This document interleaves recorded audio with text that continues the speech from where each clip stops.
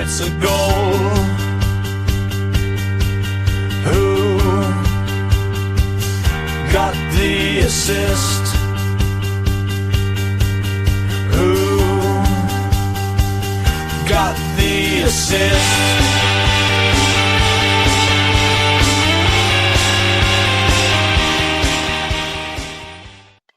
Greetings to sisters, but not to Mickey van der Ven owners. Kid, all are welcome, but oh man, what a final sting in the tail, or last game delight if you're an owner to end a really mid sort of game week for many. With a couple of transfer reviews by one of us, I'm sure you can guess who, we're back. As spoiler, it's me, nervously watching on the cup games tomorrow for any injuries that may occur. Joined as always by Sam. How are you, mate? All good? Yeah, very well, thank you. It all got off to such a nice start on Friday evening, didn't it, Tom? We were both very optimistic about our game week 9 performances after a lovely effort from Joe Rodon, especially assisted by Sean Longstaff, which I think I called on the pod, which is the first of You did. probably any calls that I've got right over my 2.5 years on this pod. So that was nice. It all got slightly worse after that, but it was still a good weekend overall. I enjoyed the football, quite a high scoring weekend as well. Lots of goals in it. And it felt like we had some classic Barclays action. So yeah, enjoying it. And Football Manager came out as well. So I got my teeth stuck into that a little bit. We'll talk about it off pod. I don't think it's a perfect game. But anyway, we're here to talk about FPL. On the agenda today, first of all, I should say, as always, we are Who Got the Assist. If you didn't know that by now, what are you doing here? On the agenda today, Game Week 9 update very quickly, having a look at our teams. Then the main focus today will be patience versus proactivity. So maybe sticking versus twisting would be another way of phrasing it, especially with midweek jeopardy. What's the right approach? Is there a right approach, or is it a bit of a blend of both? And of course, we'll be talking about form versus fixtures with 5 or 6 new faces in there. 1 week punts makes a return, and I'm going first for once, although I'm not sure I've taken advantage of that. Captaincy, is Haaland still a nailed on pick, or are other people coming into play? And of course, we'll finish off with our own independent team dilemmas as we move towards game week 10. It is Tuesday, the 28th of October. There is some Carabao Cup action going on in the background tonight, in the form of Fulham and Brentford playing independently. And of course, a lot of the big Premier League clashes in the Carabao Cup are on the Wednesday evening. So we won't have those updates for you today, but of course, things can change on the Wednesday after some of those teams play. And that is kind of a theme of today's podcast as well, isn't it, Tom? So we'll be talking about whether it's worth going early and being proactive with moves, but also on players in general, holding on to them or maybe just jettisoning them as quickly as possible. So first off, let's get the admin out of the way. How do we do in game week 9? Tom, who's first? I think it's you, because you scored a paltry 1 more point than me. Yes. As you said, good start, but it kind of just faded there, didn't it? Didn't go any higher. It faded badly. I mean, all week I was whether or not I was going to be bench boosting. So I think either way, I would have been fairly comfortable with my decision. I don't think whichever route I picked, I would be that much in a different mood. I probably would have ended up selling Anderson for Keane to enable the bench boost. Keane would have got 1 point. I would have had a 11-point bench boost, or if Anderson was fit, maybe a 12 or 13-point bench boost. That would have been probably fine. I wouldn't have lost any sleep over it, but I'm also happy to have not used it, saved the transfer, and live to fight another week on the bench boost and look for other opportunities. As it is, didn't bench boost. Rodon, 13-pointer, so close to a 17-pointer and being on the Wall of Fame for me, but still very happy with 13. And then it was clean sheets across my back line with Gabriel getting the 3 bonus. And that was it. No one in my forward line or midfield got anything other than clean sheet points. And in goal, I got a save point from Pope. So 52 points from me. Not really that exciting. It's clean sheets all round, and we move on with a slight green arrow that could have been so much more after that first game. And until Big Mickey came along in the final game of the week, I had about a 500-600k green arrow off of 4 returns or 4 returners, and that would have taken me up to about 600k. maybe 500k if I got lucky in that game. So yeah, a little bit underwhelming in the end, but a green's a green inside the top million, got 2 free transfers. I'm happy enough. Yeah, green's a green. That's kind of the adage that I'm rocking. It's the 4th green arrow in a row, Sam, which sounds very Great. impressive, but less so when you consider that it's 3.3 million to 2.65 million in 4 weeks. I think that's a rate of 175,000 places each week. Very tough season. Just as we've said, kind of chatting over the weekend, only just that 1 week to propel me forward like you did earlier on.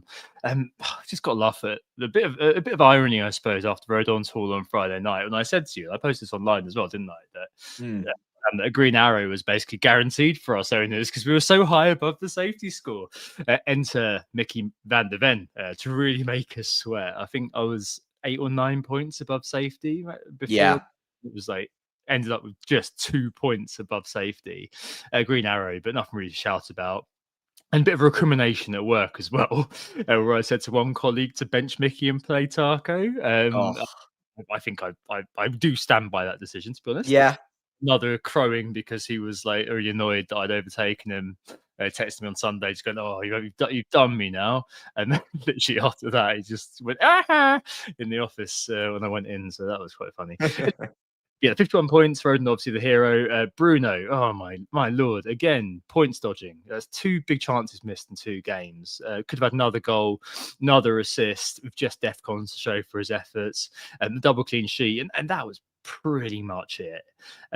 So yeah, roll free transfers to free transfers, sorry, and 2 have already been used to beat the price changes. We'll come on to in a sec. So yeah, continuing to just kind of keep my head above water, as Joseph Robinson said in the chat as well. I just feel like that's kind of how it is right now, just waiting for that one big week. But yeah, it's been a while since I've tasted that sort of stratospheric green arrow. So yeah, hopefully it's just primed, simmering away, ready to boil. But hey, who knows? Right. So interesting one this week on proactivity versus patience. Last week we looked at the mids, and we will probably go back to the forwards and do a similar analysis. But we thought it might be quite interesting to break this up a little bit and talk about proactivity versus patience, because there are a few players in the meta, Sam, who have all kind of, I suppose, seen mass movements on them already, aren't there? Yeah, so I mean, the 3 on screen, João Pedro, Reinders, Gyökeres, they are all being shipped off pretty quickly, particularly João Pedro, with good reason as well. The form is not there. He's been a little bit injured. There have been mitigating circumstances up to a point, but I think patience has run out for many. And when there's quite an obvious other striker at a similar price point, I can understand why 600,000 managers have gotten rid of him. We'll obviously look at each of these in detail. We're going to have a bit more of a meta discussion about patience versus proactivity. But I think the reason for picking this topic this week largely centers around him and Gyökeres in particular. And I think they both have slightly unique cases that we can't batch them together as the same problem, because one is at least getting the data, and one also has immediately good fixtures this week coming. The other one has, I would say, a lot more reason to be sold, even if there are 2 good fixtures on the horizon. João Pedro isn't getting shots away. Famously, I think every podcast that I've listened to in the last 3 weeks has been talking about the lack of shots he's been having, even moving back into a more withdrawn role in that number 10 spot that we thought he'd do better in and be more connected to the game and more on the receiving end of passes. That didn't work either. That hasn't really done anything for him. And then Maresca after the match said that, look, we're still monitoring an injury. He's not training every day. There are just a lot of reasons not to love him right now. The only reason to keep him would be the fixtures coming in 11 and 12. Whereas with Gyökeres, the fixture is immediate. It's Burnley, and he is at least getting some shots away. He's getting into good spots, and he's getting not amazing data for 9 million, granted, but at least reasonable data. Reinders kind of sits in the middle. Obviously, the quality of player is fantastic. The minutes are reducing week on week with Champions League and rotation, all of that going on.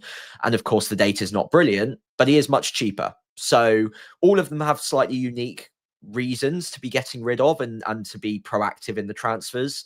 And not all of them are black and white, are they, Tom? I don't think they're must sells necessarily, and they are quite situational.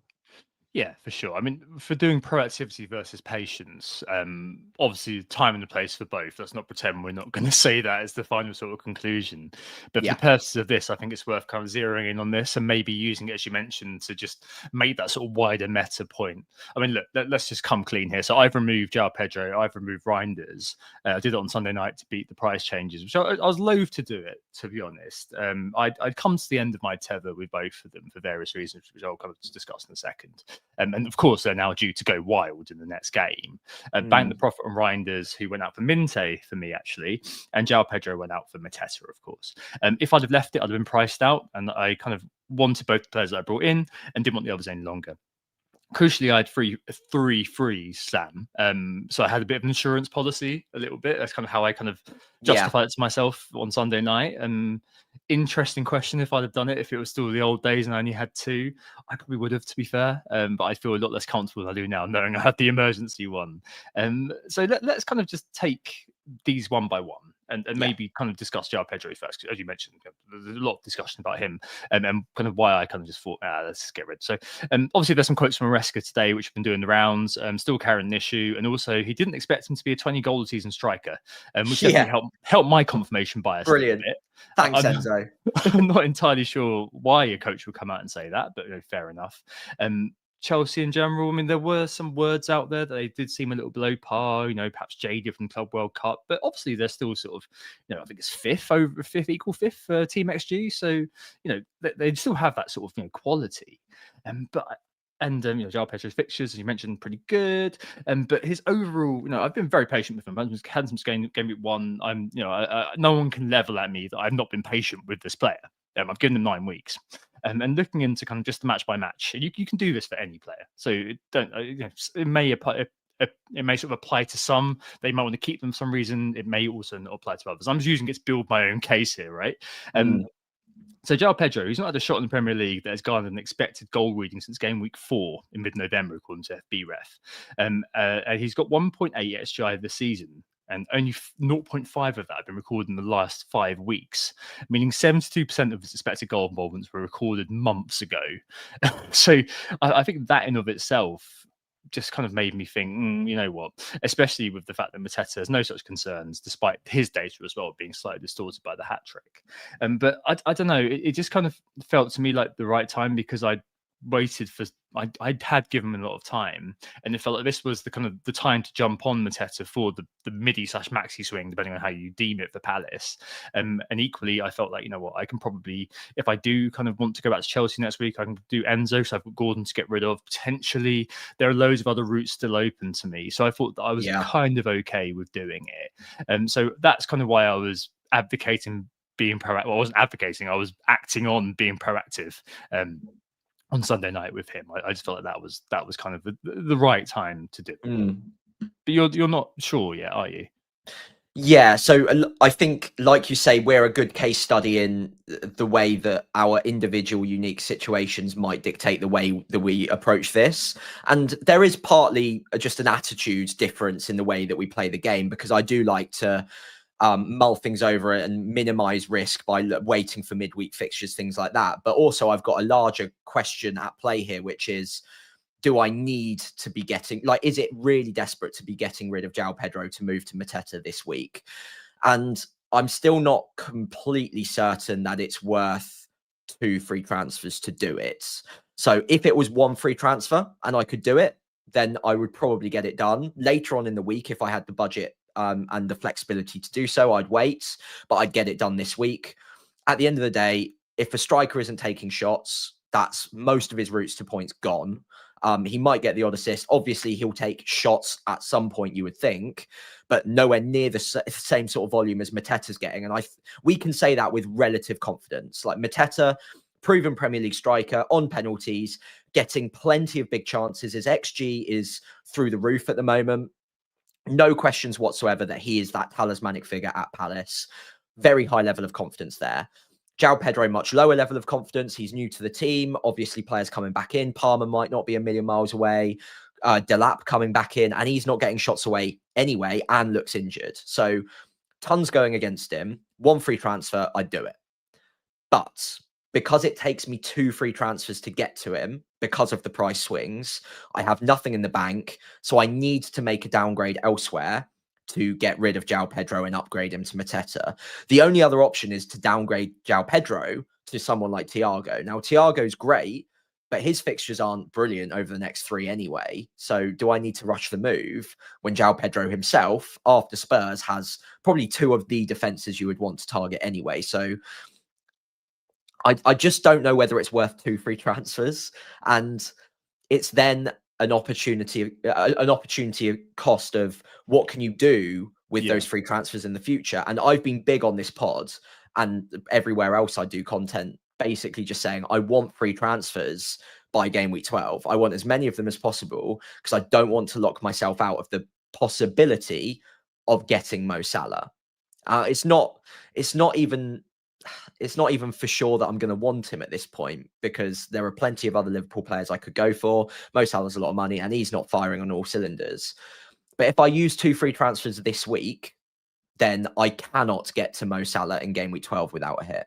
So it's like locking in a hit if I want to get one of the best picks in the game in game week 12 with a great fixture run. So it feels very committal to be using them on João Pedro to Mateta, and then also not even using my second free transfer to upgrade anything. It's a downgrade to make Mateta work. So it just feels like it's a lot of work to make one iffy player into what I think is a much better upgrade. But is it worth 2 free transfers and possibly opportunity costs later on down the line? I don't know whether it's that essential. And I don't know whether I have that little patience on João Pedro to just make it a fire sale. Yeah, I mean, if you still are a believer in João Pedro, then I can see it. And obviously the fixtures are going to fuel that. I suppose the only kind of thing that crops into mind for me is kind of the problem with Ross in pre-season and sunk cost and all of that. That you're investing a lot of sunk cost into potentially getting Salah, but at what cost to the short term or medium term? And it may well be, Wolves is a great fixture for anybody right now, and I think that it is going to be that is kind of a concerning sale for Wolves. I mean, if that was up next, there's no way I'd be selling him in the same way that with Gyökeres having Burnley up next, there's no way that he was featuring on my list. Like, if the fixture, I mean, this probably kind of underlines kind of how similar these two assets are in many respects. If the next fixture for João Pedro was Wolves and the next fixture for Gyökeres was Spurs, then maybe the should be on the other foot, and I'd have sold Gyökeres because it's kind of quite a convenient time to do it with the jumping on point being there for Mateta. It just, I don't know, it centers on, I guess, predictability for me, perhaps, like the predictability of this player because of what they're doing in terms of the underlying, what they're doing to the eye, in that they are going to get me returns effectively, what the probability of those players getting returns is, and how I judge that and how I sense check that against kind of checks and balances like review and like talking to people like yourself. And I suppose for João Pedro and also for Reinders, those in my estimation have kind of dropped off.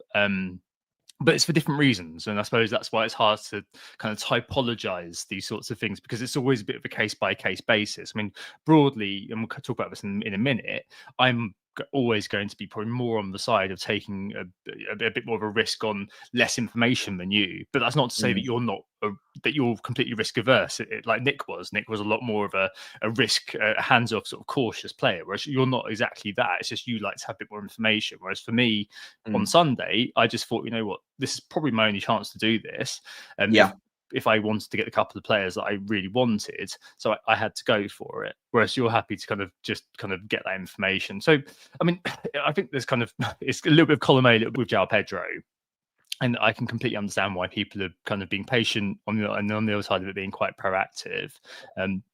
I do think it's quite instructive that even the analytics models are probably saying that it's time to give João Pedro the push, or at least they were for me.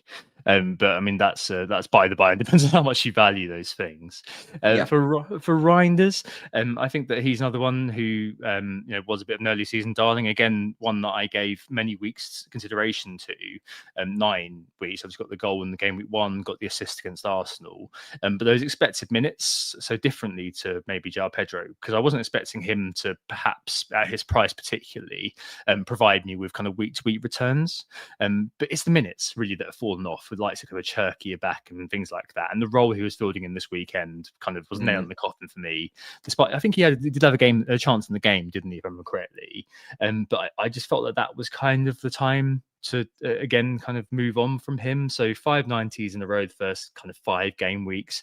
It's been kind of the trend line has been on the decline over the last few weeks, and I think that there's kind of a high sort of X sub around the 60-minute mark. I know they were preparing subs around the kind of 58th minute mark against Villa. I think most people who own Reinders, or we both benched him, but I don't know if you own him actually, but I benched him. I think most people kind of think, oh no, here it comes. I didn't think he did kind of limp on to about kind of 60, 70 minutes. I mean, he's still sort of producing the numbers you'd expect for a 5.5. But I in my situation had an opportunity to upgrade, so I did.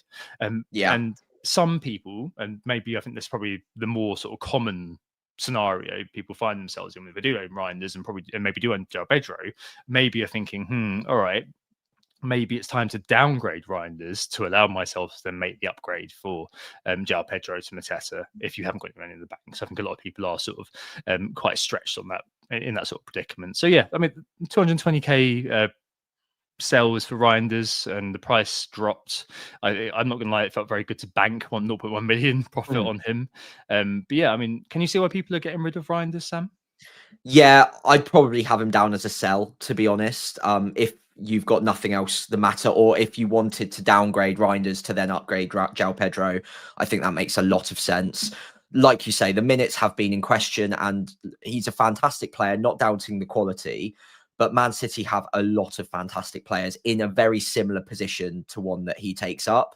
And they've got Champions League to contend with. They've got other competitions that they need to have players fit for. I just don't think you can guarantee the minutes for anyone in a Man City shirt outside of the name Erling Haaland or probably Donnarumma now. But outside of those two, I think it's just too risky. And okay, he's never going to be a desperate fire sell because of the price. He's not taking up your second, third midfielder spot. He's more likely your fourth or fifth, and you might not need to play him every week. So you don't need to rush out after this pod and just get rid of him regardless of anything else. But if he's one of your starting players most weeks, and by downgrading him to someone like a Granit Xhaka or to Dewsbury Hall or to Longstaff even, you can save that little bit of money to upgrade a defender to another Arsenal player or to upgrade João Pedro to Mateta. I think that money can go a long way in other spots. So I think it's just one where you're not getting the best possible value for money anymore out of that position, and you can get better value for money at a cheaper price. So I'd have it down as a sell. Yeah, I have no problem with the move you made either, Tom, by upgrading Reinders to Minter. Or also absolutely fine if you've got the money to do so. No qualms with that whatsoever. Yeah, I think again both of them sort of make sense. And we'll come to the wider meta point in a minute. It's just Gyökeres to kind of cover off here. Of course, been super disappointing, and Nikolai in the chat has been kind of voicing the views of many that he can't hit a barn door, etc., etc. And I can completely kind of empathise with that. I did say in the summer that I was a little bit unsure about the signing, that our system isn't really tooled up to a proper number 9, and more tooled up to a more versatile forward like Kai Havertz. Definitely giving him the next 3 personally, hoping he does something somewhere and then moving on. And I spoke about this last week, but the opportunity really here that I see in Gyökeres is that I can kind of move him around as a piece without much reservation for selling him on. Whereas if you own, say, a Saka as your third Arsenal, you're going to be much less likely to want to move that on, I think. So it might that might be a way that I can play it, and I think I'm on a different path to a Saka owner, basically, because that money is probably going to be staying invested in that asset. Whereas for me, I'm probably likely to flip Gyökeres at some point. Yeah. It's just that, as I mentioned earlier on, in terms of the the fixture sort of order, I would have the greatest reluctance to bin him off versus Burnley of all games. So 110,000, I think it sells now. It's not as big as I thought it would be. I think he's come 25% ish to drop according to live FPL. I mean, Burnley got the worst SGC, etc., etc. He's a Two flat good track Burnley games, too. exactly. Two good games against Sunderland, obviously doing gangbusters at the moment. Two good games, and it's a Slavia Prague game kind of midweek in between. I think it's probably right to just leave him for that, but very, very much on the monitor. I don't think anyone's got any kind of illusions that he's living on borrowed time, isn't he? Really, if you do own him. Yeah, I think so. And honestly, after the Burnley game, I'd still be tempted to sell, especially if he blanks against Burnley. That's 9 million, well, at least 4.5 million you can free up by downgrading to Krupi Jr. or something if you wanted to. So, yeah, Burnley's the really good fixture. I wouldn't be getting rid of him ahead of that, especially considering his track record does suggest that he does run pretty hot against the slightly weaker defenses. So I can see him scoring in that game. After that, Sunderland away from home might not be as easy as we first thought it would be at the start of the season. So I can understand it more then. And Spurs probably won't be an easy one either. So I think if he scores against Burnley, it probably gives him a bit more of a stay of execution against Sunderland and maybe Spurs.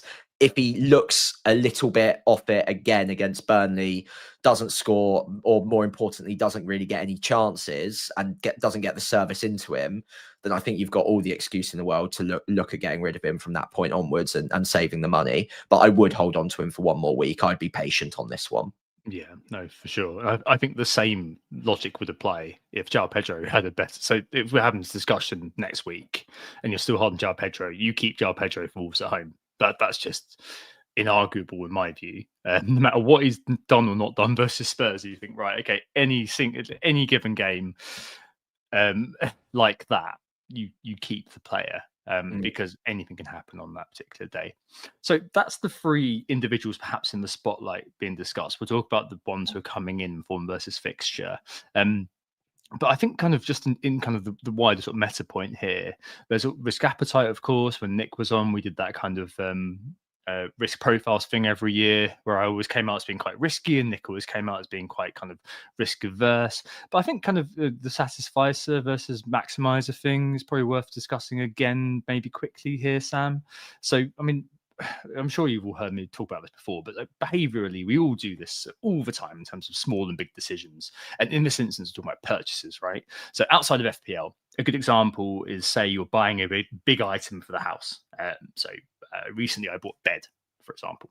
And you can approach this in broadly two ways, which are maximizing and satisficing. If you maximize, like my partner does, God love her, she wants a detailed rundown of every possible option, you know, the features of the bed, the types of bed, the price range, and, you know, the design, all this sort of thing. And it's all in a spreadsheet, so she can make a really informed decision.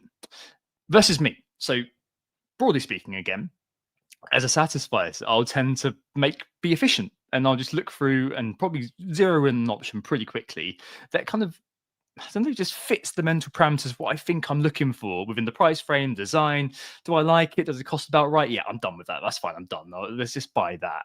And basically, I suppose it kind of boils down to I need all the facts to decide as a maximizer versus that'll do as a satisfier, which is why on Sunday night I was just like, right, okay, I think I know enough to make the decision. And it's important to say that the maximizer mindset, despite how it sounds, does not make you risk averse. So it's perhaps more that you need to take the time to get the information to make those calculated risks, and the threshold of information you require to feel confident taking that risk is maybe higher than the satisfier. So for you, Sam, obviously I don't want to put words in your mouth, but for you, maybe you look at the midweek games and think, oh, hang on, despite the fact I can see the case for making this move now, there's that risk. I don't want to kind of take that on. Whereas for me, I look at it and just think I'm probably okay with doing that. Admittedly, I had the extra free transfer, which obviously kind of greased the wheels of that move, but I was kind of just, I was all right doing that effectively. So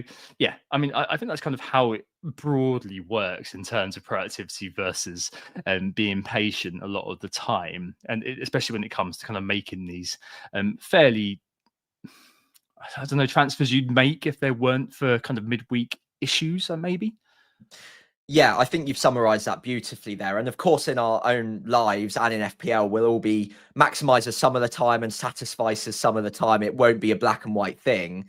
However, with something like free transfers and decisions like the ones I'm making this week, knowing that there are midweek games, I want to veer towards being a maximizer, especially in this situation, because I think there's more that can go wrong, in my personal opinion anyway, in a week like this that would lead to a bit of a trap door that I could fall through if I were to take the risk earlier. If I feel like the risks are fairly minimal at the start of the week, then so there are a few different versions of this. Maybe there aren't any midweek fixtures, or maybe there's just a quick turnaround. So there's barely even any training sessions between one game week and another. Looking forward to Christmas, for instance. Or perhaps you've got 5 free transfers or a couple of spare free transfers like you did this week, Tom, and there's less risk that you going early and therefore also being able to afford the transfers now. There's less risk that will come back to bite you in the arse because you've at least got that extra transfer in case another injury pops up during the midweek. So you've got that insurance policy. I'm a maximizer this week because I don't have that insurance policy, and I do need to monitor the midweek games because if anything goes wrong there, that could completely change my strategy. And I also need to worry about what those transfers could be used for in future game weeks as well, potentially. So that's why in a week like this, I'm a true diehard maximizer, whereas in other weeks, I might be a little bit more quick to make those decisions. In fact, earlier on in this season, I've done exactly that, where I think on the Sunday night, I went very early on buying Haaland and I think it was Reinders the week before Burnley. And Yeah, got but it I early, think didn't you? literally, yeah, I think there were like 2 price rises coming for both of them. There were players going the other way on the other side, and I was like, right, 0.3, 0.4 value straight away. Let's get those done. I don't think there were midweek fixtures, or if there were, I wasn't expecting them to play. It just felt like the upside was much greater than the potential risk. So maximizing in a week like that, satisficing in a week like that felt absolutely fine to do. But in a week like this, not so much. Yeah, absolutely. I think the final kind of dimension to add to this is kind of what you're buying effectively. And I'm not talking about different types of bed, which appears to have been the digression in the chat. But yeah, it is highly, highly kind of situational. So we've spoken about midi, maxi swings of players, and do any of these sort of influence the proactivity or the patience kind of side of it? And I think that if it's 1 week punt that is going to kind of rise on the Sunday night, and you're looking at it and thinking, oh, I'll be priced out of here. I think they're just rarely of interest to me nowadays, if at all. Like, I think the likes of Hwang in for that one fixture all that time ago, but that was the swan song of that, where I kind of thought, yeah, no more, I'm not doing this anymore. Yeah. When you lost that free transfer and the opportunity cost of it the next week just proved to be ridiculous. That could have had 2 free transfers, end up taking a hit, then another hit, and so on and so forth. But sometimes that could be fine. So pre-wildcard, maybe that's the time to do it because you've got that insurance of the wild card. Pre-5 free transfers and game weeks 16, 17, I might well be interested in taking a 1 week punt that week. Why not? Maybe the last game week before Salah goes away, maybe he wants to sign off with an explosion. You never know. If it's a midi or a maxi swing, though, as we've kind of seen with the 2 players I bought in Mateta and Minte, I'm much more tempted to secure players at a bit of a risk incurred. So Minte, long run of fixtures until Boxing Day. I think that's the Arsenal game. RIP Boxing Day fixtures this year, by the way. It's really sad, but hey, that's just the way the calendar's fallen, man. There's Arsenal away, and then Mateta, a long run of fixtures as advertised. So players I'm feasibly going to want to keep for a long time. I say that having bought Gordon for that particular reason, and I'm now thinking of getting rid of him. But them's the breaks, horses for courses. And so I do think that's kind of an extra element. So you've got your kind of the identity of the player, the kind of your own sort of risk appetite, your own perception of kind of when you're making the decision, and then that time dependency, which I think, Sam, is maybe the most important thing of all in terms of trying to identify individual cases when you might want to move on or you might want to just leave it.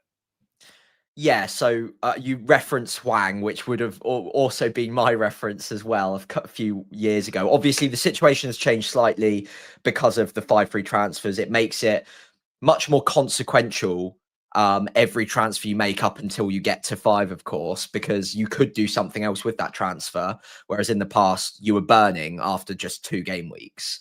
So there was a previous situation in FPL where it made sense to take a few more 1-week punts because the alternative was literally burning free transfers, and that just didn't seem to make that much sense.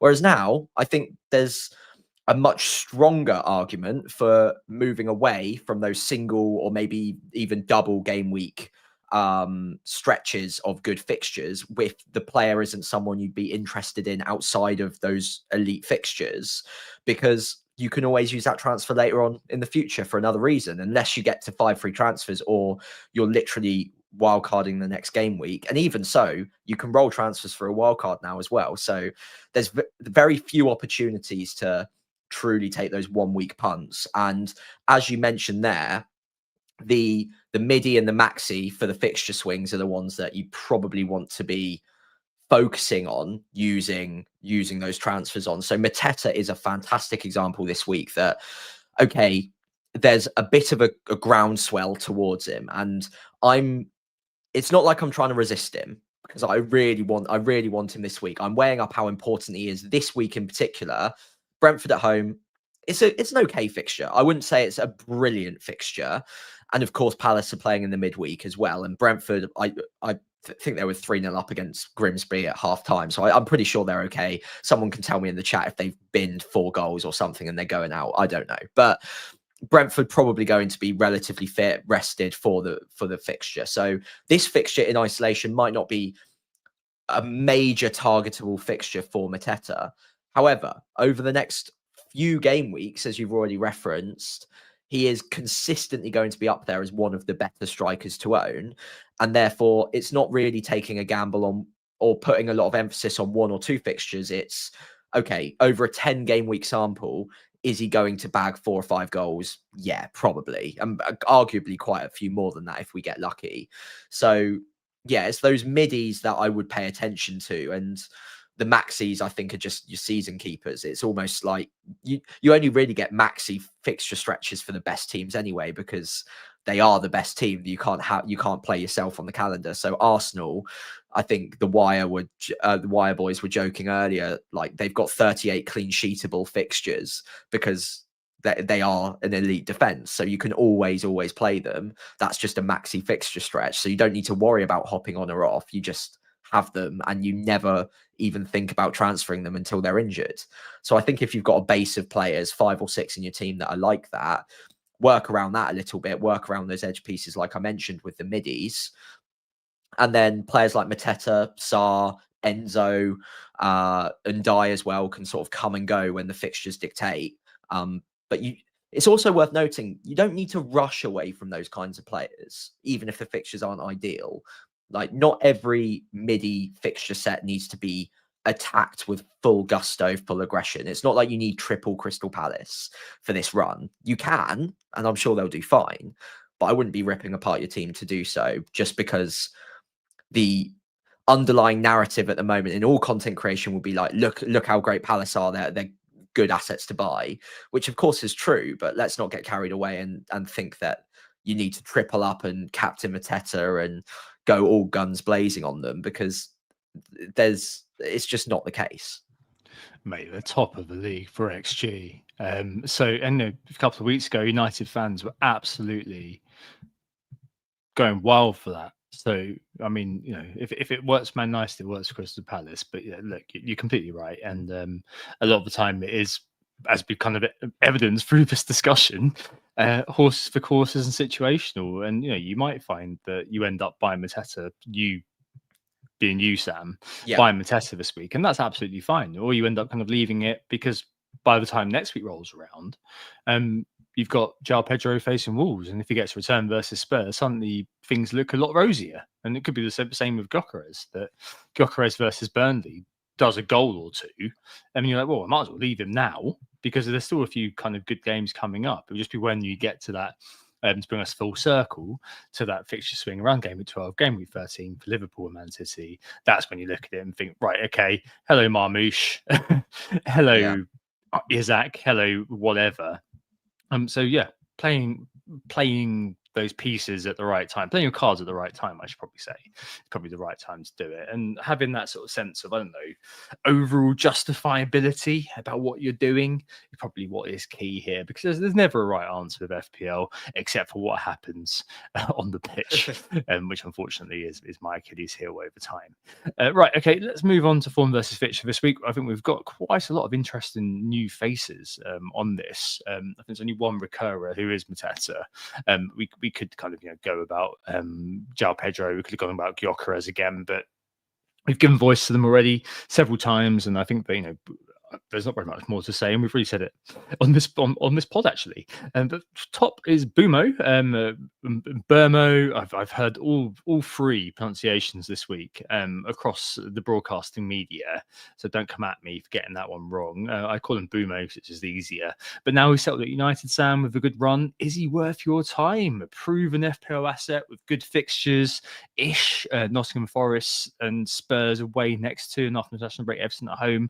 Current 200 club member, more shots than any midfielder now, more shots in the box from any other midfielder, second most big chances of any other midfielder. Semenyo and Dango, the only two with more. And yeah, I know 3 XG and 4 goals scored, but that's just Bumo. I did have a look at the stats bomb data on Scout actually, which gives Bumo's post-shot non-pen XG at 5 rather than the Opta of 3.4, meaning he's actually underperforming if we look at stats bomb rather than the Opta data, which is an FB ref, which is probably a bit better. So yeah, pretty monster. And I'm actually quite tempted buy him next week rather than investing in Enzo if I do downgrade Tarko, which we'll come on to. But yeah, one of those players that I'm casting covetous glances at, Sam, couldn't quite make it work this week because I essentially have to sell Gordon and take a hit. And Gordon has West Ham up next, but yeah, a player who's really kind of come into the fore once more, and we know what he can do. And now he's settled, I just kind of look at it and think, that could be one that I really want to get involved with very soon. Yeah, I echo your thoughts. I'm very interested in Burmo in the next few weeks. I mean, if I had an easy route to him, I'd even consider it in game week 10, to be honest. The minutes are great. We know, we just have so much information on him. So we're highly confident in his ability as a Premier League player. He's gelled into that Man United side. He's got a role that's kind of tailor-made for him that isn't that dissimilar to what he did at Brentford as well. So we know he can play that role very well. The only thing he's missing from his days at Brentford are those penalties, but every other metric is around what it was at Brentford, and he's playing a similar role in probably a slightly better attack and with good fixtures to come. I think he's still at a decent price point, 8.2 million. I think that's fine. It will go up very quickly because Man United players, when they do well, they go up very quickly because they're a very well-supported club worldwide. So I'm worried that by the time I do get to him, he'll be 8.5 plus, at which point it's more of a conversation between him and is it worth just having Bruno at 0.4, 0.5 more for the penalties. But yeah, I mean, like you say, he's an excellent finisher. He gets into the good positions. He's taking a ton of shots. He's in an attack that is up towards the top of the league in terms of XG, creating plenty of chances. What's not to like, honestly? It's just about finding an easy route to him, and I currently don't have one. But if I was on a wild card, he'd be in. And I don't think it'd be too crazy to suggest maybe even double Man United midfield on a wild card around about now. Yep, I'm very, very tempted to go that way next week, and we'll see what happens. Just a reminder, my pre-season bold claim was Free United becoming the norm.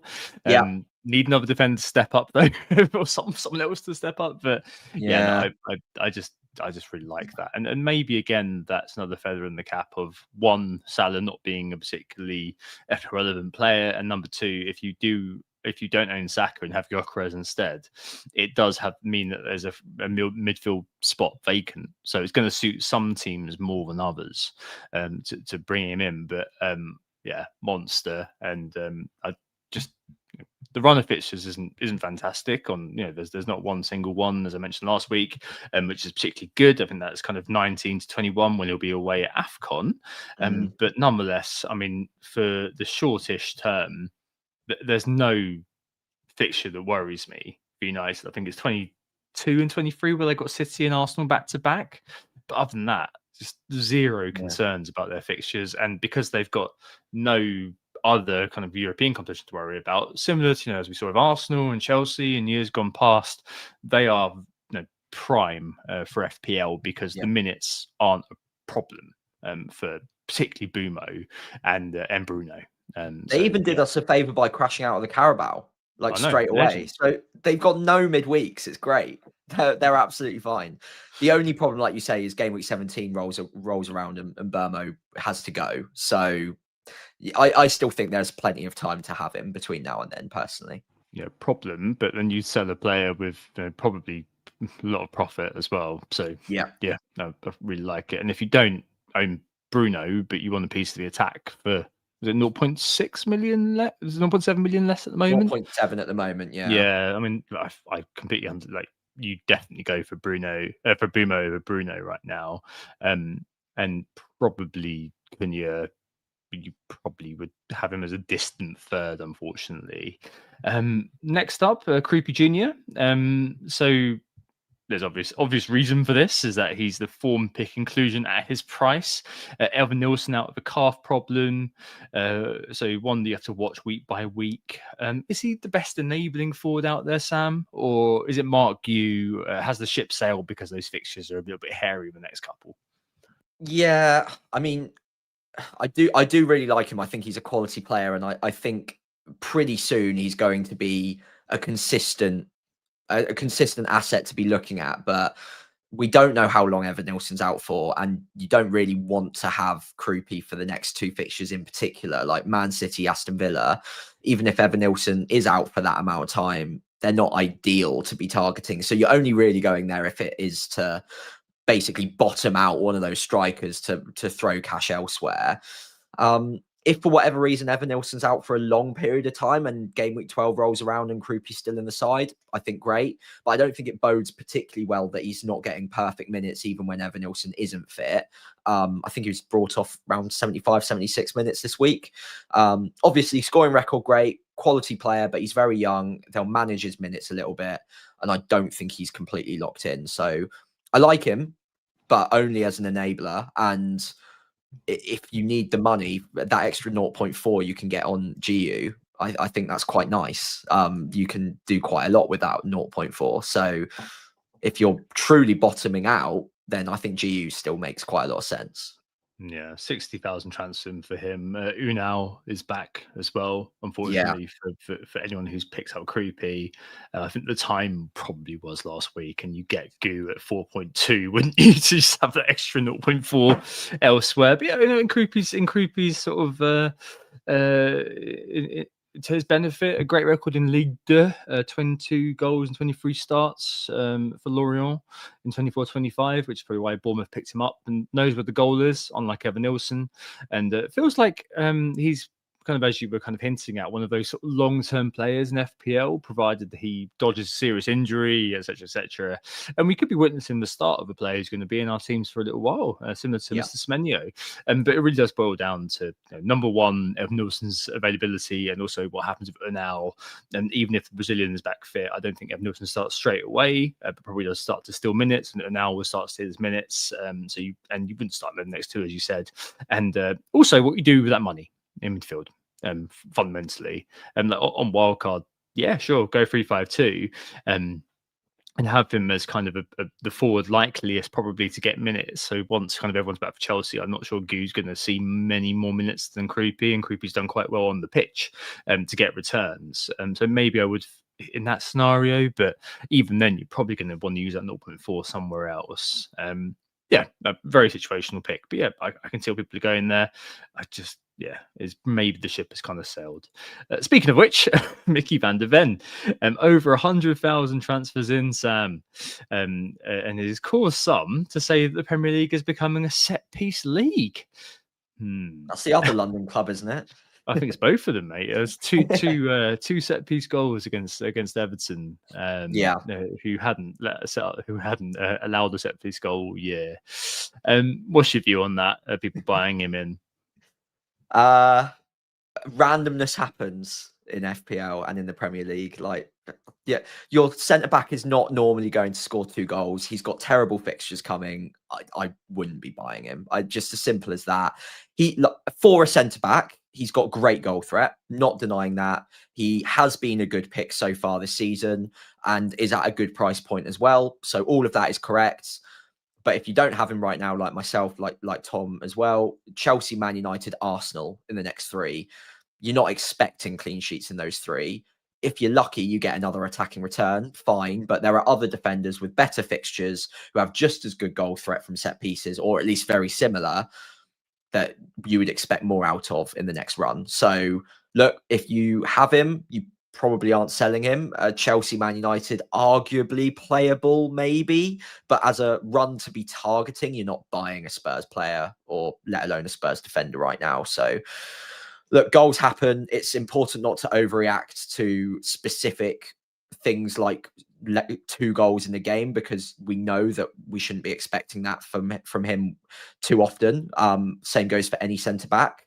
But is it a repeatable pattern to an extent? Well, yeah, because he does get on the end of a lot of set pieces, but it's just worth noting how regular that pattern is going to occur and reoccur, maybe once every 10 weeks on average. And that doesn't even mean he's going to get 2 goals in those games. That might just mean he gets a couple of shots off, and maybe gets lucky once in a blue moon with an actual goal. So if he finishes this season with 6 Premier League goals, I would call that a pretty good haul from him. I think he's already on 3.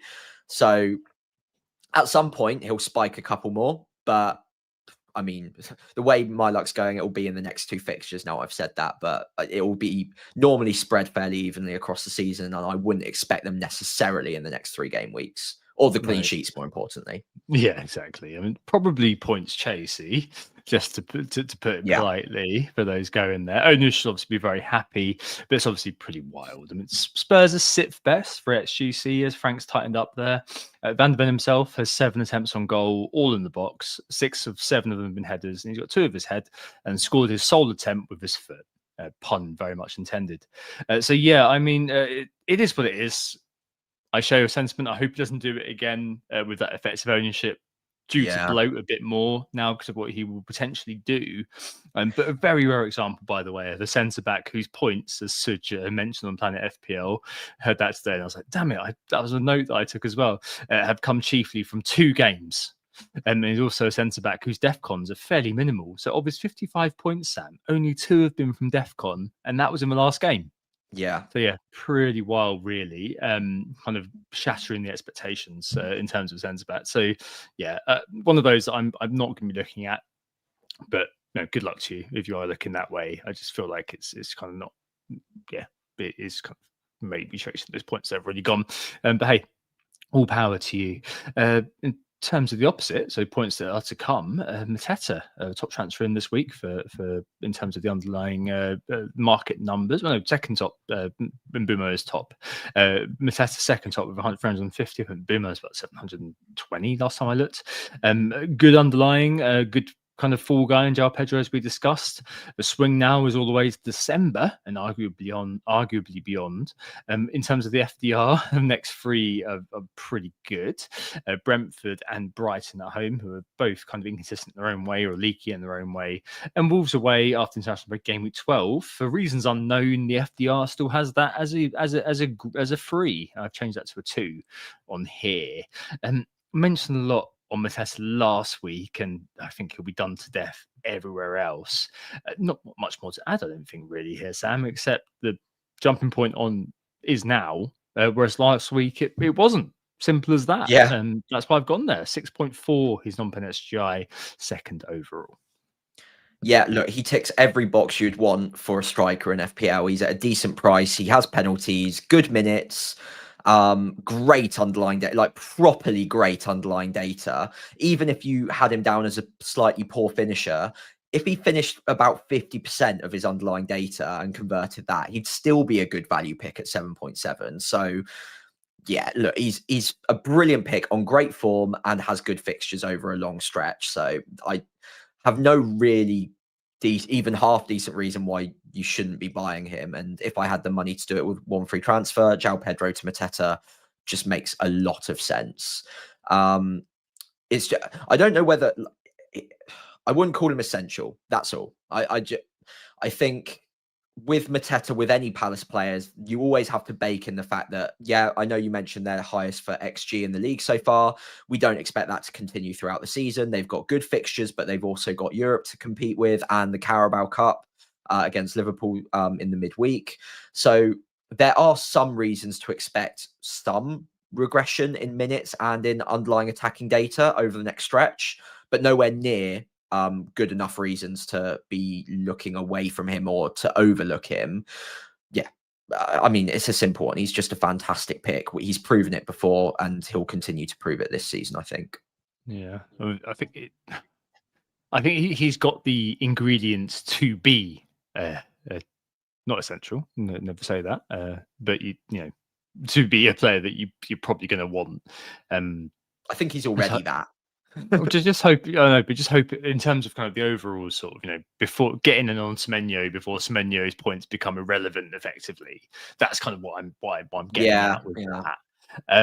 But I mean, Martin said in the chat, you know, there's FOMO because if you don't own João Pedro, so you have that sort of more kind of easier switch, that's when it becomes a bit more difficult when you've got a Gyökeres maybe and you're like, oh, do I do the swap now or do I leave it for Burnley? I think that's one where you kind of just say, you know what, you leave it for a week, see what happens. And you know, you mentioned the fixtures for Palace, Sam. They are pretty hot and heavy because they've got loads of obligations across the board, and Glasner does tend to stack the deck in these games. You don't see Nketiah as often as perhaps you'd like for a player that you'd be buying in. So there is that to consider, and you've got Sarr as well. Just to kind of broaden the Palace bit, I think we'll leave the defense for now. But you've got Sarr as well, who I think is more. You know, if you can't get Mateta, but you can make a transfer to get Sarr in, who I think is kind of 10th overall for non-pen, but he's missed a lot of games through injury, hasn't he? I say that I probably need to check. I think he missed 2. Yeah, he's a few. He has missed a couple, and as I mentioned last week, his underlying kind of per 90 is kind of above 0.5, which is always quite healthy as well. So, you know, if you can't get to Mateta, but you can get to Sarr, yeah, okay, he doesn't have pens, but equally, I think that's also a fine option at the price. Yeah, I still really like Sarr at 6.5 million. He's good value. I don't think he has quite the same upside as Mateta, just routes to points. And the fact Mateta does seem to be the one with the shot volume and more of a focal point in that attack. But Sarr will get the odd haul. He'll get the odd 15 pointer. He does run hot some weeks. But there will be other weeks where he just disappears, as I've already seen in the last couple. So yeah, I've got him. I'm very happy to own him for this set of fixtures, and I wouldn't have them both as mutually exclusive. I wouldn't say, oh, you've got one, so you don't need the other. I think you can have them both, and you can treat them almost as separate. Although they play for the same team, they both have good underlying data. They can both complement each other. I think they're both good picks, and especially the value of Sarr is the thing that would probably tempt me the most at 6.5. There aren't many better around that sort of price point in midfield. So yeah, very happy to own him, and I would also recommend him as a buy this week if you had a spot free in your side at that price. Agreed. Around that price, Pedro Neto, one that I thought was worth mentioning here. Esteval and a player's come up in the chat as well, and that just looks like he could be very, very good. The rating on Football Manager is pretty insane. But Pedro Neto himself, quite doing all right for Chelsea. We've been uber differential. Good fixtures coming up as we referenced João Pedro. Not much statistically, Sam, to back him up. More of an assister. It's like 14 chances created. Is he in top 20 for that? But he's the most creative of Chelsea's defenders thus far, I suppose. And I think probably if you are looking to go there next week for the Wolves game, it's probably going to be Enzo, hasn't it, rather than Pedro Neto. But one I just thought was worth mentioning if you are looking for an Uber diff. Maybe not this week, but for next week. Yeah, I think as a proper differential, if you like to play the game that way, that's fine. Chelsea picks do have good fixtures coming.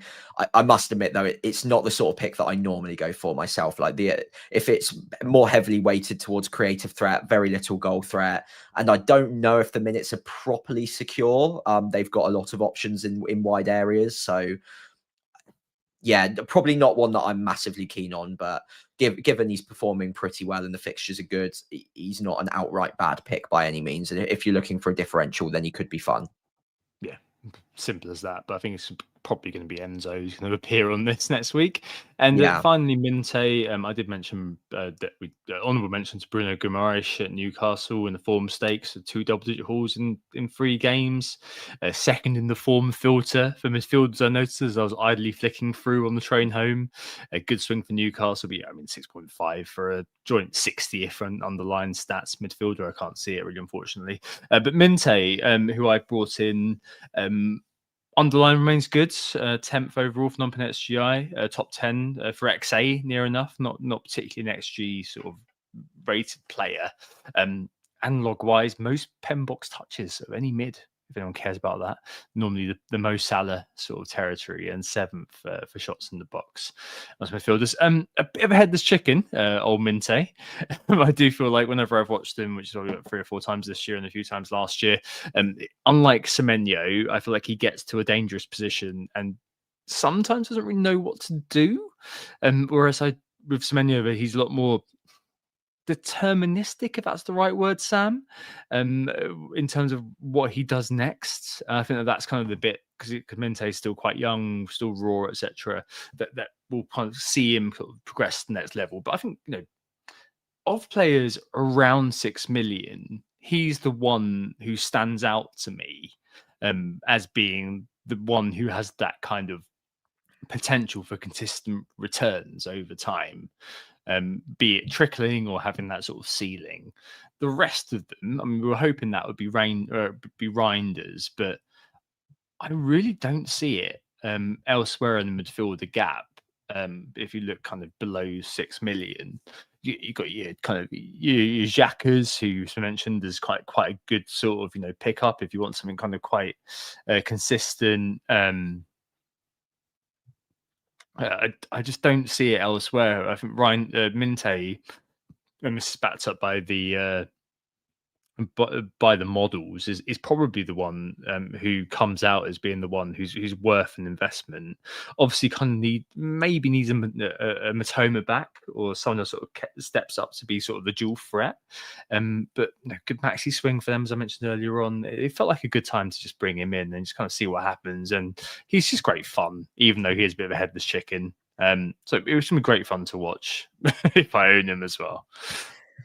Yeah, I agree with that. I think at the price, it is a fun pick. You're not really risking too much. There aren't many better options around that. And he gets the sexy returns. He gets the goals. He gets the assists. He's very good from open play. He's a lot of fun to watch. And if you're playing FPL with a fun lens on, he's much more enjoyable than a Xhaka or a Longstaff or a Reinders. Well, generally, I would say, just because he's so head down, raw attacking threat, and it does feel like he's got the potential to take it up to the next level at some undefined point in the future, whether that's next game week or a year or 2 down the line, who knows.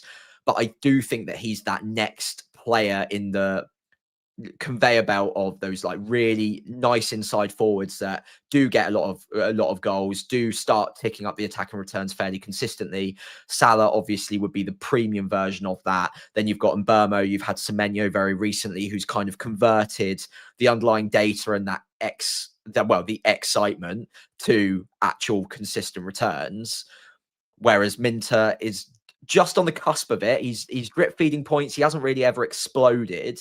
And I think we're one like big explosion, one like marquee game away from everyone just being like, yep, 6 million, great value, just have him. Whereas at the moment, I think because he's just drip feeding and not getting big returns, people would be forgiven for maybe looking at using the money elsewhere and maybe having that spot as a 5.5 or a 5 million asset who gets the boring returns rather than the sexy ones in the form of DEFCON, the odd assist, like a Granit Xhaka. Save yourself 1 million and do it the boring way.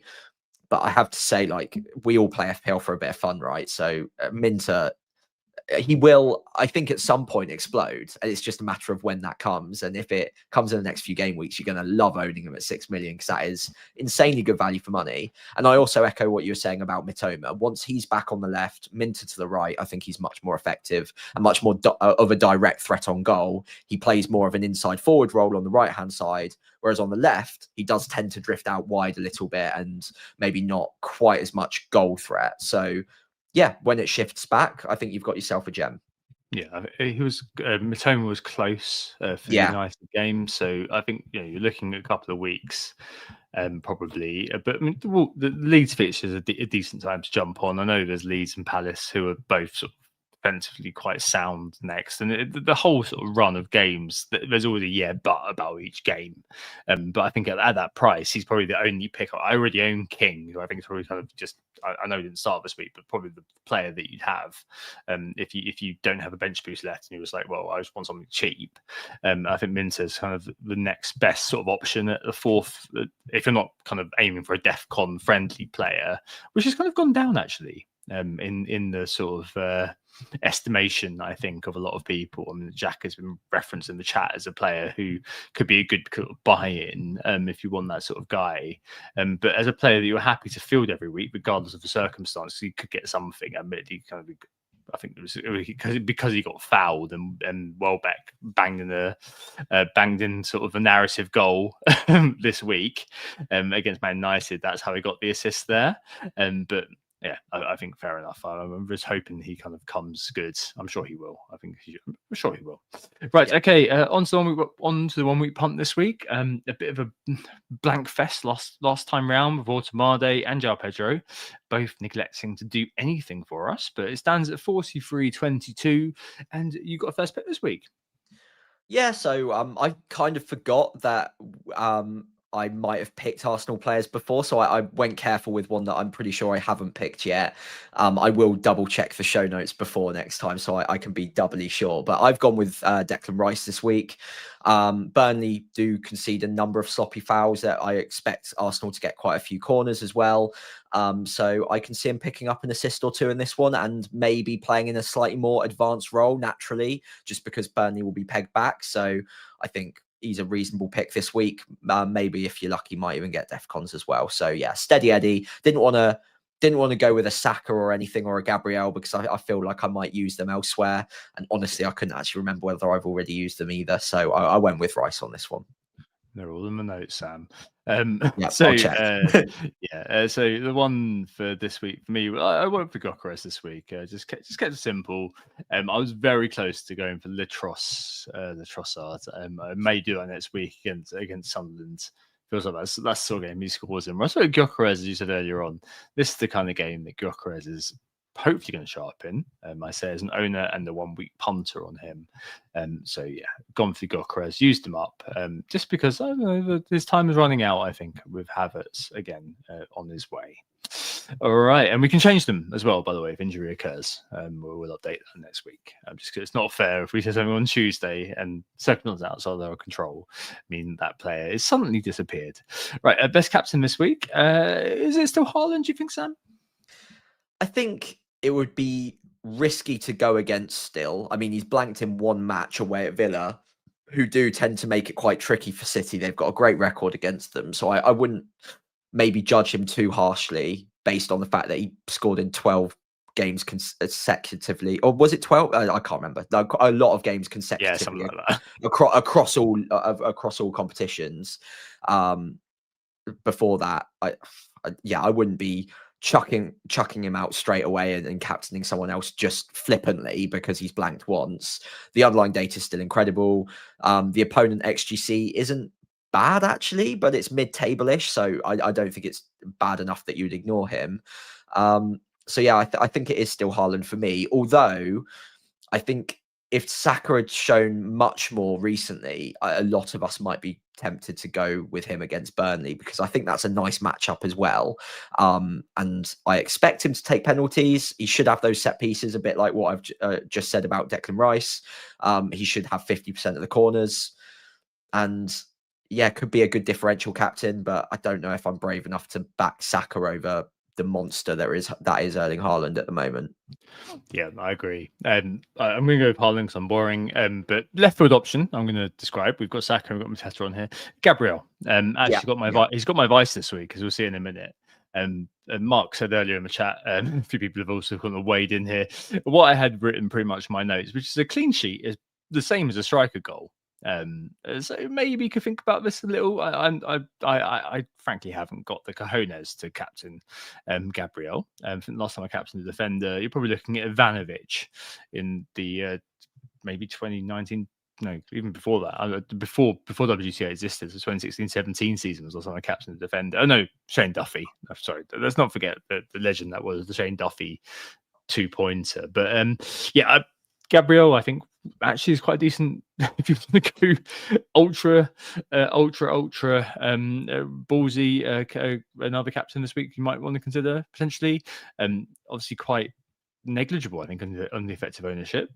But yeah, could be one that you might want to have a look at. But yeah, I think this week probably Haaland. I wouldn't say no to if someone does want a little punt on Saka, a little punt on Gyökeres. Well, good luck to you. And if you fancy a Palace player against Brentford, again, good luck to you. I just feel like Haaland, just keep using him as that EO vacuum to enjoy the fact that the rest of your players probably will get you gains unless they're called Semenyo. Yeah, I think so. I kind of agree with that. Yeah, move on. Is it teams? We're on to teams. Tom, I think you're first up if you want to walk us through the transfers you've already made. I don't know, of course, you've already talked them through on the pod. You're muted, Tom. Yeah, I thought I'd have more to say here, but I really don't. That's because the window to do Taco to Munoz was last night-ish, something like that. It was close. I had to think about it, but I kind of feel like it's that insurance probably key. So overall, I'm just sat here hoping that there's no injuries this midweek, and if there are, I'll wear it. I'll make the transfer, and it'll be what it will be. Not particularly happy with Tarko. Definitely overpaid there, by 1 million. So Sunderland may be his last dance for my team, as West Ham probably is for Anthony Gordon. Just give it up as a bad job, unfortunately, as well as it's been good. Tarko down someone like Gahey or Richards, who I did see as ruled out midweek, but should be back for the Premier League to facilitate Gordon to Bumo, and an analytics wet dream of W United mid could well be in the offing next week. But yeah, we'll see. It basically means that the rest of the team kind of picks itself apart from one. So Raya in goal, Gabriel, Tarko, and one defender, which is the one. Semenyo, Gordon, Bruno, and Minte mids, Mateta, Haaland with the captaincy, and Gyökeres. It's a minuscule dilemma, Sam. A start bench dilemma if Anderson isn't fit. Anderson, it seems like from Fulham ITK, James Stevenson, at the FPL Kevin on X, that Wolves is now such a big game for the 17th place Cottagers that if Joe Anderson is fit, he might just play. But if not, he's busting my team because I think he either starts or he just doesn't play. It's kind of Rodon versus Senesi or Senesi at first bench, if not. And I'm marginally thinking Rodon, basically purely based on the SUC right now, which is joint third because I haven't gotten all in. So if I play Senesi, Haaland, or if I play Rodon, Minte, but I think I just play Rodon, hope for another goal. Simple as that. Or have him first bench and hope for another goal. Simple as that. So yeah, that's where I am. I'm going to leave the other transfer, I think, this week. Yeah, I would. Having those 2 free transfers next week could be powerful for you, like you say. And it's a good-looking team. Anderson might be back. If not, Rodon and Senesi both fine. Like they're not the best picks you could ever want in defence this week. And I'm dealing with the same dilemma, but I don't think it's worth a transfer necessarily just to get rid of Anderson to optimise for this week necessarily. And the rest of your team looks really solid for this week. So yeah, very jealous. Looks good. On to mine. In goal, Nick Pope with West Ham away from home. Gabriel Timber for the Arsenal double up. Then Anderson, same as you, with the exact same dilemma on him and my other bench defenders. I do on this graphic have Senesi first before Rodon. I think I'll probably change that. I lazily assumed that Man City would be a good fixture for DEFCON. It's actually the worst fixture on the calendar so far. Tom Hadley made a great graphic on that recently, and I had a quick look at that earlier. For defenders to get DEFCON against teams, they're actually ranking the lowest. So I might just switch that, go with Rodon, slightly better odds of a clean sheet, and obviously won't be facing Erling Haaland is always a crucial factor. So probably reverse that. I am hopeful Anderson plays, especially looking ahead to next week where I'd like to bench boost. In my midfield, I've currently got Enzo, Semenyo, Saka, and Sarr.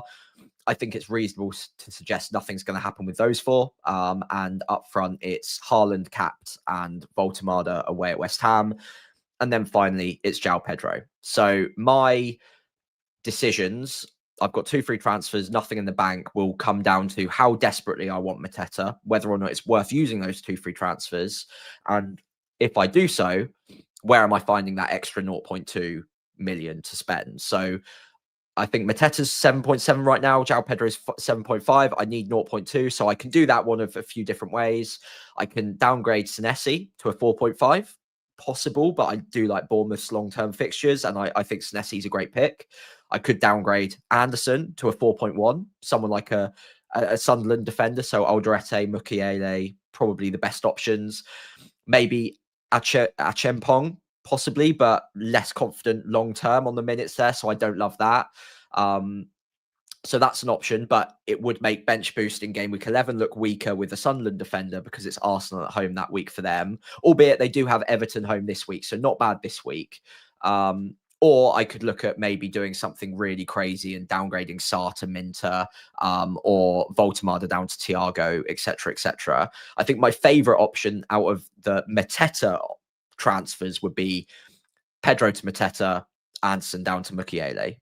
Or I could ignore Mateta, but still double up on Crystal Palace and go Anderson up to Munoz and João Pedro down to Thiago. And that will give me a 4-4-2 structure most weeks, but with quite a nice 7th attacker in Thiago to maybe mix in a 3-4-3 every now and then as well. So I still think I'm going to roll, but I'm so tempted to go with Mateta because I do feel like he's just a much, much better pick than Pedro, and I don't want to miss the boat on that. I feel like in the universes in which Pedro outscores Mateta, there are very limited ones in the next 3 weeks where I see that happening, whereas there are many more universes in which Mateta absolutely obliterates my rank and is very well owned and price goes up, and I won't get to him next week because of the exact same batch of reasons with Pedro having good fixtures. So I would like to do it, but spending 2 free transfers now means that I've got 1 free transfer ahead and bench boost at 11, not ideal. I've also then potentially got a maximum of 2 free transfers in game week 12 where I might want to have Liverpool players coming in. So I couldn't get Salah without a hit at that point. And any other Liverpool players are also harder to get to with only 1 or 2 free transfers as well. So it's opportunity cost central. Don't know. I'm thinking of rolling, but through gritted teeth. What do you reckon? Am I missing something here? Would you go with one of those doubles? I think João Pedro to Mateta is one that screams out. It's just, as you said, you end up weakening your bench boost, and this is why I wanted to get rid of my bench boost a long time ago, because it would just head off these decisions. Because I could have just gone, Anderson to probably my top pick would be, a Burnley defender, which sounds awful, but for game week 11, that's not too bad, is it? Against West Ham, get a Hartman who's got 4 assists, or get an Estev and kind of just do that. The problem is that you end up with a bit of a tricky scenario where you end up with Rodon and the Burnley defender as on your bench going forward. Now, I actually do see Rodon and a Burnley defender and also the Sunderland guys as basically 4.5 million defenders now, in terms of the internal sort of mental sort of profiling of these players. So it's not the worst thing to basically have Senesi and double Arsenal defence every week. Definitely, that would be a decent set and forget. And because you've got Enzo, my feeling would be think my feeling would be that I just want to get on the Mateta train, but The that's question something is both who goes though. But I think it would have to be it has to be Anderson. The only thing that I could possibly think of other than that would be send aside to a Trafford, which does feel a bit just uncomfortable, doesn't it, making that move? Because you haven't really got any flex anywhere else, unless you're looking at Longstaff down to a King. I mean, that's again very uncomfortable. So the second move, That ruins bench boost as well. yeah. So the second move is actually really uncomfortable. I think your only kind of route open is to do Anderson to a Sunderland or Burnley defender. Who have Sunderland got in 11? I don't think it's Arsenal. Arsenal. Yeah, so that's not worth it. So it's going to have to be a Well, double you say that, Burnley but they'll bench hit boost, right? DEFCON. Yeah, possibly. 2 or Yeah. 3 points, that's something at Yeah, least. I mean, I wouldn't be against it. I think it comes down to on Friday night, how are you going to feel about not having Mateta this week? I think just because you've got Enzo, I'd be kind of happier to just do it, and then when you get to game week 11, bench boost with Rodon, and also bench boost with a Mukiele, a Hartman, or something like that, and just do it. Because going forward, your bench is going to be Longstaff and 2 4.0s. You're going to have players who are going to be playing every week. They're not going to be. It's not going to be ideal, but at least you're not going to have that much to worry about on the bench in terms of being kind of overly invested, overextended there. Yeah, I think probably that way. I don't mind the Munoz move, actually. Come to think of it, I don't mind it at all. It's I just think the individual quality of Mateta is one of those that's going to be quite difficult to overlook this week. But as I said earlier on, Sam, if Mateta does, if João Pedro does do something this week, then suddenly you're sitting pretty with like a number 9 coming up against Wolves, who are kind of the team.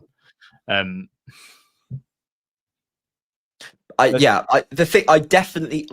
pretty sure that Mateta beats João Pedro over the next few. It's just by how much and whether it's worth 2 free transfers, and also weakening my side elsewhere, because I think Anderson is much better than any 4.1, 4.2 million defender. I would way prefer Anderson, especially with bench boost in mind. Structurally, I think it's better. But I want the opportunity of having 3 or 4 free transfers ahead of a bench boost or ahead of getting potentially back to Mo Salah. So is Mateta from Pedro enough of an upgrade to forego those other problems? I think it probably is enough of an upgrade, personally, in terms of the predictability of points being scored and the ceiling that the individual has got. And I think that if you do end up buying a defender for Anderson, who, let's face it, Fulham are hardly Fort Knox defensively this year, Anderson, his kind of headline ceiling is probably the same as a Sunderland or Burnley defender, right? I mean, we're not kind of talking about having Van Dijk coming back from injury. We're talking about a defender from a team who are in the relegation mix, who are quite leaky. Was it 4 clean sheets last year? Yeah. I mean, we're not talking about a player like Baresi or something. We are talking about the centre back who is kind of coming back from injury. So I don't know. I just kind of I would probably just do it, stomach it. Have your bench boost as not being particularly sexy. A Longstaff, a Rodon, a Mukiele, a Dubravka this year, because of this unique circumstances of this year and how all of the promoted teams are doing. Probably at the tail end of it as we come into quite a congested period. But given how they're all doing, I don't think it's the worst thing in the world to just do it and get done, because at the end of the day, you're probably not going to be able to optimize that bench boost and get in kind of, the ideal one. I think that's a good enough one. The minutes are there. There's DEFCON for players. There's some element of goal threat for the likes of Alderete, for the Mukiele, an assist for Hartman, or Twan Zabe at 3.9 or whatever he is. So, I mean, yeah, but it sounds like from your responses, you're not entirely sure. No, I'm genuinely in thought, because the points you're making are very solid. That I'm just trying to, like, we mentioned the maximizing thing earlier on in the pod. I'm trying to run through all of the risks attached to spending the 2 free transfers. And I always try to say to myself, like, if you're on the fence, try not to use the transfers, because something else will go wrong later, and there'll be another reason to use those transfers. And I just can't help but feel that by the time we get to game week 12 or 13, that one thing wrong will be none of us have Salah and we need him. And if I use the 2 free transfers now, I am committing to not basically either taking big hits to get to him and restructuring completely, or just not have him. And I know he's only going to be around until game week 17 anyway, but those fixtures are ridiculously good. So I'm not saying I will go with him either, but ruling myself out of that possibility just to get Mateta, who has a very good data, but isn't Mo Salah at the end of the day, and getting rid of João Pedro, who does have 2 good fixtures in the next 3, meanwhile also spending transfers and also downgrading elsewhere, and maybe making my bench boost weaker. It feels like a lot of sacrifices just to kind of keep up with the crowd for Mateta. All of that being said, I love Mateta. I really want him this week. So I'm really fighting both battles on this one. I'm not sure which way I'm going to go on it, but yeah, tough. No, is the battle already won though, where you've kind of got the cheapest, except for Longstaff to King, one of the cheapest benches you could afford in terms of X minutes, and then I mean Arsenal's fixtures do sort of stiffen up, don't they? So I guess Saka to Salah is the way you kind of go, isn't it? That I would still need 3 or 4 free transfers for that. I've worked it out. Like Saka would be my Salah, but I still need to downgrade like 3 other spots to make that happen. So without the transfers, I can't do it. Yeah, okay. So Saka and Watermade to, if you imagine you've kind of freed up some money from Anderson to some piece of SHIT, Saka and Watermade to Goo and Salah. Does that not happen? No, not quite. Okay, all right. Not quite.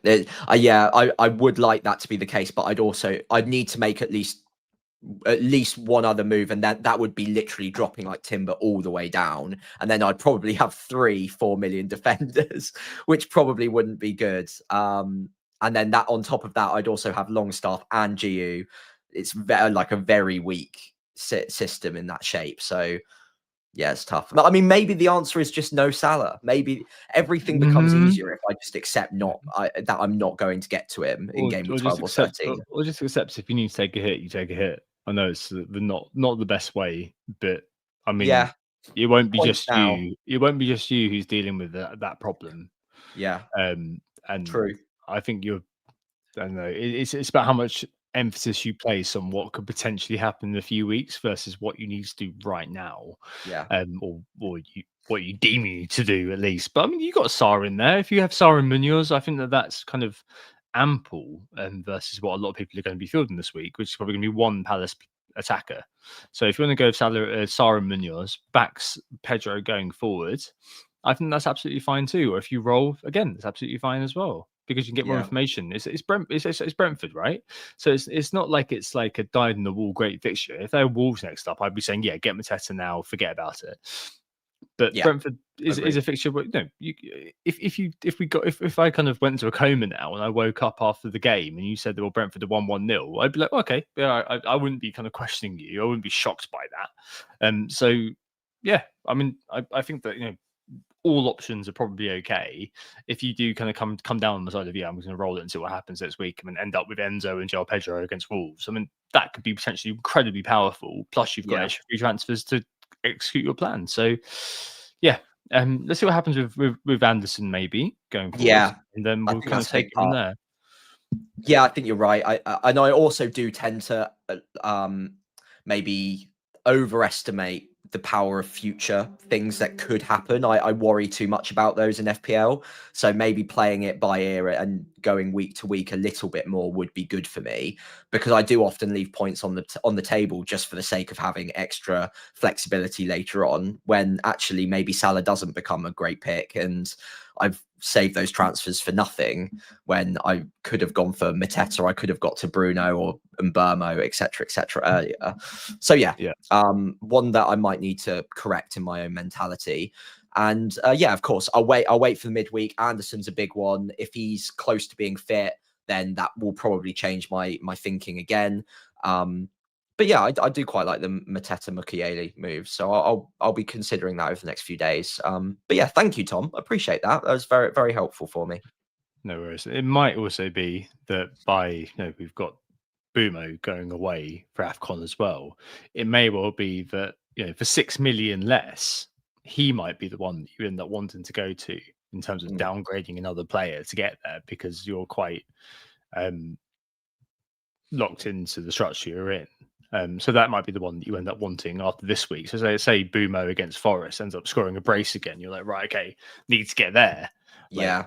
If you've used both your free transfers now, then next week you might be in kind of hit territory if you're thinking about, right, I need to just kind of get that sorted as well. So, and then you end up with a weird situation when you've got João Pedro as well. I don't know. It's one of those where maybe due to the optionality out there, it might be worth rolling that suit your play style. But yeah, someone's just said in the chat, there's nothing wrong with being patient and playing a long game. All right, I think that's everything for this week. We've gone on for 90 minutes, Sam. Yeah, sorry, we got into my team way too deep there, but hopefully you guys have enjoyed listening to the pod. Certainly enjoyed being a part of it as always. We have been Who Got the Assist.